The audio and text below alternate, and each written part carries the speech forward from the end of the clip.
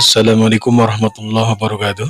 Kasugri parwargi, kumadir ramang mudah-mudahan sehat walafiat aya dina lindungan Allah Subhanahu wa taala. Kasugri parwargi sumguring umaja kana tecan subscribe mangga diklik tombol subscribe na, teras like, teras komen, teras aktifkan notifikasina. Anu parantos subscribe hatur nuhun pisan pamudah-mudahan berkah kange urang sadayana. Dinten ini sumguring baris neraskeun jajar cerita Sunda Jawara Pedang Emas dina bagian anu ka-16. Semangga kasadayana kaparayun meranco.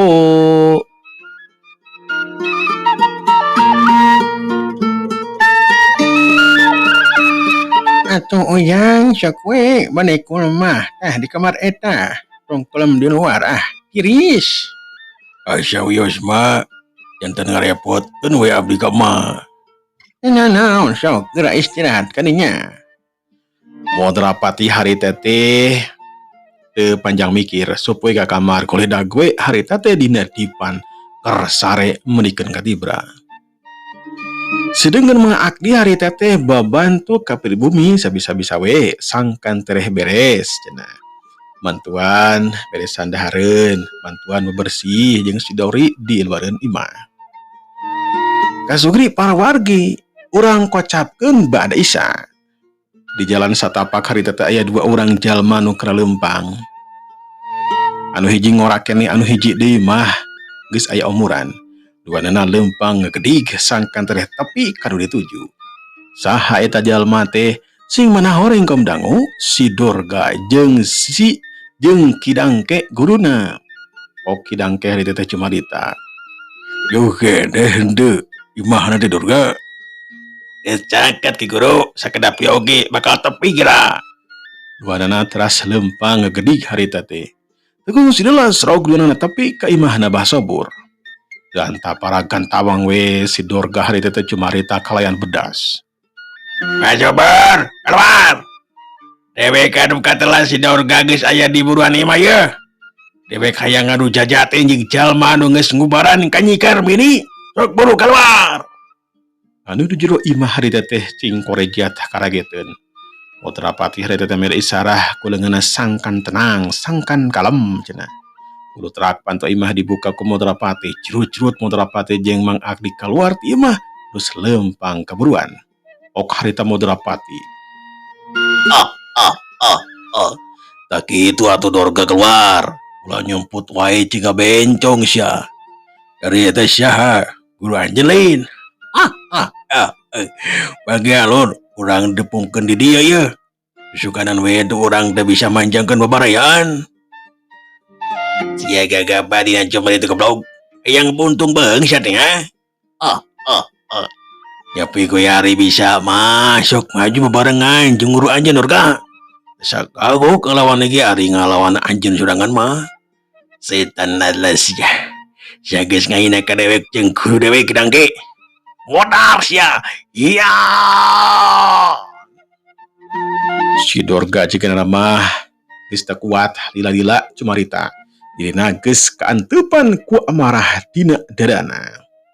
Curilat harita si Dorga nyerang peureupna harita nyamuk kana garuna Modrapati. Modrapati ngalakukeun gerakan nu cepet kekanyahoan hiuk cubit peureupna leungeun katu Modrapati geus ti heula nyayang dina pundukna si Dorga.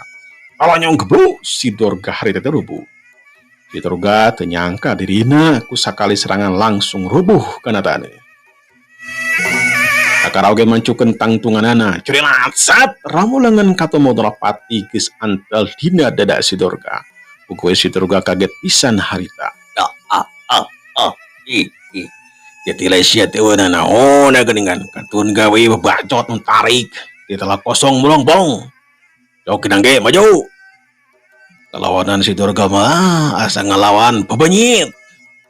Modrapati hari teh leumpang nyamperkeun ka Kidangke anu keur neuteup we ka dirina. Nempo ilmu kasaktian Modrapati luhur Kidangke hari teh sebenarnya mah geus kaentepan ku rasa seber. Tapi lain Kidangke ari kudu jejerih ku tarung mah. Sok senajan Kidangke geus seber moal kudu mundur ku kitu bae.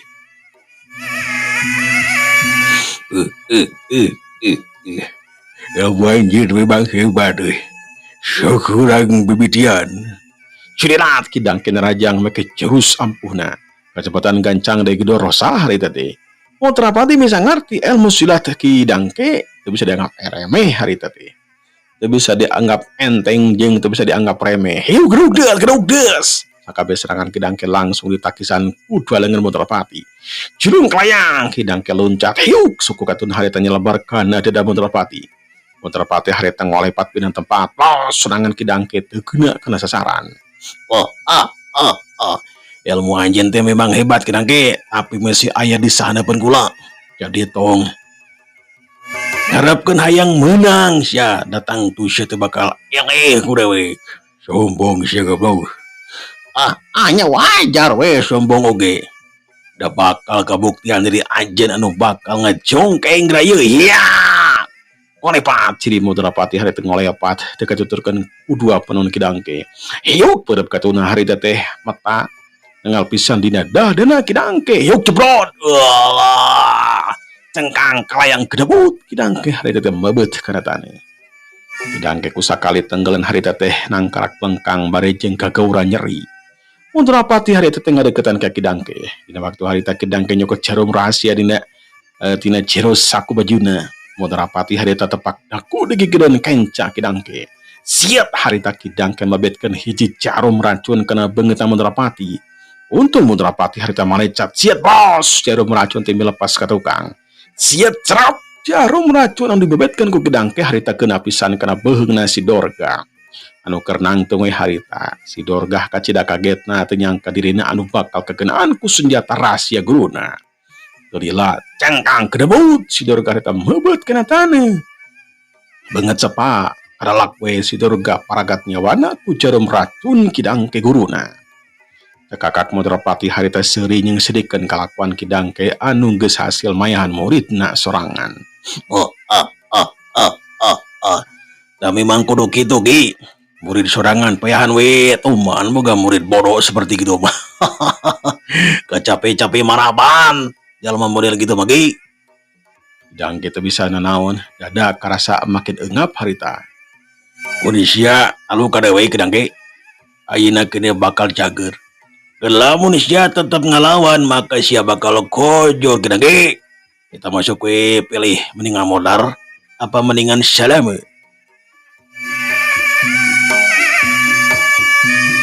Ya kulantaran kidangke teh masih kene hayang hirup.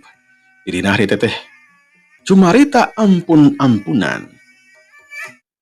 Kakak harita teh Montrapati seuri lantaran kidangke taluk ka dirina. Halus mun daluk mah. Sok kurang garinya. Montrapati harita nempak sidahna kidangke sakara-kara atuh dah. Parajat hudang berejeng cager teu aya anu karasa nyeri. Yung ajan minta hampura ka Basobur jeung Kanyi Karmini. Mun henteu modar sia. Kidangke teh leleda harita teh da hayang hirup manehanana seleuna nyamperkeun ka Basobur jeung ka kulawargana. Daprak tepak daku berejeng acung-acungan minta dihampura. Hampura Abah, loba sakuring anu geus ngalakukeun kejahatan ka Abah. Berbal sakali-kali deui ngalakukeun tindakan kitu bah. Hampura Abah. Basobur sebenarnya mah kesel jeung ambek. Tapi dirina kudu bijaksana lantaran kidangke salaku jalma jahat geus minta hampura ka dirina jeung ka kulawargana. Sok sanajan barejeng kesal jeung ambek ok harita Basobur. Kula dihampura. Ngan kula teh hayang neuleuh anjeun di lembur. Cunggram yang bawa layan murid anjeun. Basobur terus ngalios jeung kulawargana asup ka jero imah. Kidangke harita nangtun terus netep ka Montrapati. Jung, sia geura indi ti dieu. Lamun kula minta bantuan wayahna kudu datang ka dieu deui nya. Mun bangga Din. Cakot layon si Dorga dah, murid anjeun. Bau, lila-lila di cicingring ni dige. Bau eta layon teh lila-lila dicicingkeun di dia oge. Jung, bawa ka itu. Kidangke harita teh leumpang ngadeukeutan layon si Dorga. Geus kitu main ditinggalkeun buruan imahna Basobur. Kitu selena Mang Akdi nyamperkeun, Mang Akdi ngacungkeun dua jempolna ka Mudrapati lantaran ilmu Mudrapati kacidadena. Mangsa alam hari teteh teu karasa nyerelekna geus tengah peuting deui we. Mudrapati harita ngagoler bari jeung neuteub kana langit imah. Anu kabayang ku Mudrapati nyatana wajahna Nyi Karmini anu geulisna kawanti-wanti endahna kabina-bina. Nyi Karmini oge hari teteh sarua hudang tina sarena nyileuk we mikiran Mudrapati anu gagah tur luhung ku ilmu. Duanana pepeureuman sangkan bisa sare deui tetela pitunduheun teh ngaleungit. Pitunduheun teh sirna. Nya dina wanci subuh kakara bisa sare deui.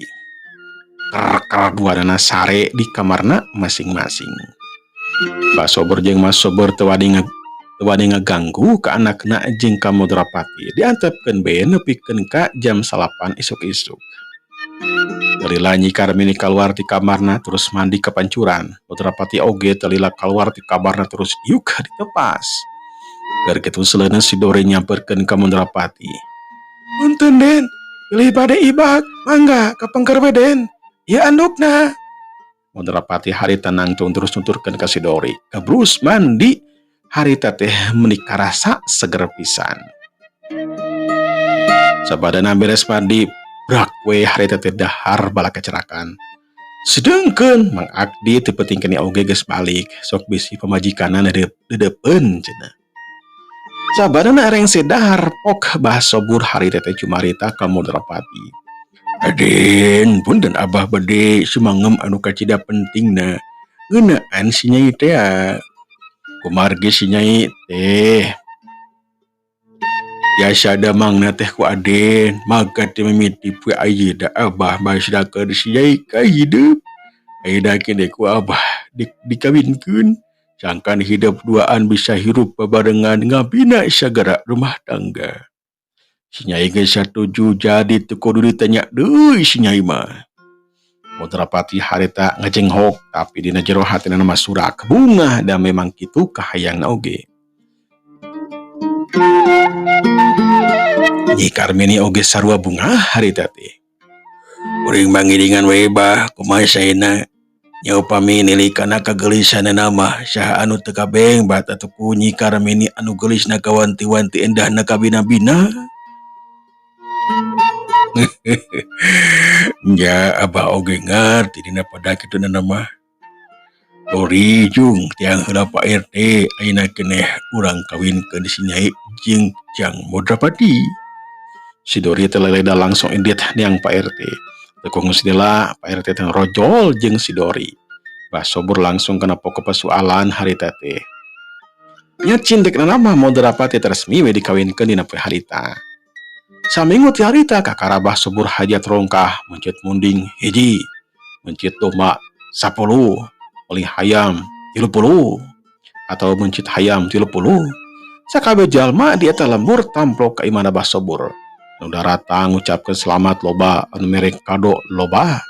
Nyi Karmini jeung Mudrapati aya dina sagara kabungah anu pohara. Sabadana reng sehajat Mudrapati jeung Nyi Karmini ditempatkeun di hiji imah anu gede. Haja Mbah Sobur nyieun eta imah pikeun anakna. Unggal pe teh layet we sok paduduaan. Mbah Sobur jeung Mas Sobur ngarasa bagja anakna katingali bagja bisa babarengan jeung Mudrapati anu dipika cinta ku anakna. Mudrapati pinter nyumputkeun samo dirina ayeuna mah bager heula angke mah pasti we dirina bakal ngalakukeun tindak kajahatan deui. Panjangna mangsa alam teu kacaturkeun dina ujaring carita ayeuna urang kocapkeun geus genep bulan weh Mudrapati ngabina rumah tangga jeung Nyi Karmini. Kai mah Mudrapati sok aya jalma nu datang minta ubar, ku Mudrapati sok langsung diberi obatna. Upahna lumayan gede. Jadi penghasilan Mudrapati unggal poena teh nyatana tina ngubaran jalma nu gering. Kadang-kadang mah aya jalma nu gering teh anu jahat mah Mudrapati. Terus diubaran ku sorangan sangkan dirina menang duit. Tanah pamere ti Mbah Sobur sabenerna mah loba, sawah lega, kebon loba. Kebon lega tapi Mudrapati sarakah pisan, malahan mah dirina hayang ngawasa sakabeh harta Mbah Sobur. Ngantang tu we ieu teh kudu lanti pisan. Nyi Karmini sangkan teu curigaeun ka dirina. Nyi Karmini mah atuda sok nurut pisan ka Modrapati teh, nyaah pisan jadi sakabeh kahyang Modrapati tangtu dicomponan ku Nyi Karmini. Ngaulana Nyi Karmini ka salakina teh bener-bener teu aya urangna. Kasugri para wargi kocapkeun carita dina hiji poe. Harita dina wanci hanit moyan aya opat jalma nyemah ka Modrapati. Modrapati langsung dibag ku Modrapati harita teh langsung dibagjakeun jiga anu geus apal wae kana kedatangan eta Sema. Anu opatan teh ku Dariuk dina kursi ditepas. Ok harita Modrapati ngamimitian cumarita. Bagia dulur-dulur, kuring geus apal kana pamaksudan anjeun opatan. Jadi tu kudu cumarita naon, sok angguran mah nginum heula kadinya. Uga we anu opatan teh sire teuteup jeung pada baturna. Dan oge cumarita Modrapati geus apal kana maksud jeung tujuan manehna datang kadinya. Anu opatan jadi bingung, ngomong henteu, barang dahar henteu. Pok deui harita Modrapati. Yo gerang nginum heula geura kadinya. Pan cape geus lumapah anu sakitu jauhna. Geudaan hayang diajar silat mah kukula tenang we. Kukula anjeun opatan teh ditarima jadi murid. Ngan syaratna kudu turut ka kulanya. Anu opatan silih leret deui bae. Rejeng harita teh unggut-unggutan. Beki yakin we yen Modrapati teh elmuna pinunjul. Ya kulantaran geus ditarima jadi murid calabak we harita teh barang dahar menikeun ka penyopisan. Kitu torojol Nyi Karmini teh dapur mawa opieun deui anu sejenna. Anu opatan meni molhok mate simiteun lantaran kasima ku kageulisan Nyi Karmini anu geulisna kawanti-wanti endahna ka bina-bina. Dari laleos harita teh Nyi Karmini ngaleos deui ka dapur.